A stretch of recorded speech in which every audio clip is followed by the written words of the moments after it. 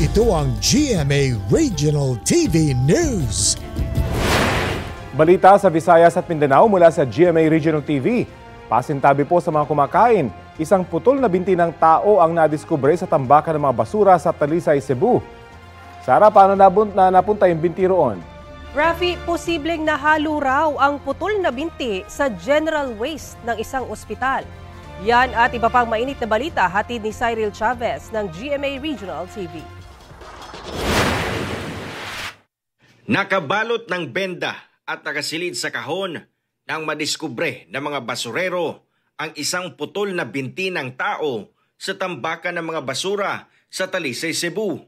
Ayon sa Department of Health Region 7, posibleng galing ang putol na binti sa isang ospital. Nagsasagawa na raw sila ng investigasyon kaugnay nito. Batay naman sa investigasyon ng pulisya, posibleng nahalo sa general waste ang putol na binti na isang pathological waste. Ibinalik na sa ospital ang putol na binti para sa tamang pag-dispose. Nag-iimbestiga na rin ang DOH Region 7 at inaaral kung mananagot ang ospital.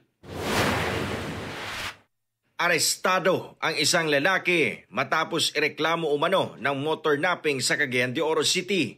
Ayon sa pulisya, nanlaban ang 27 anyos na lalaking armado ng kutsilyo.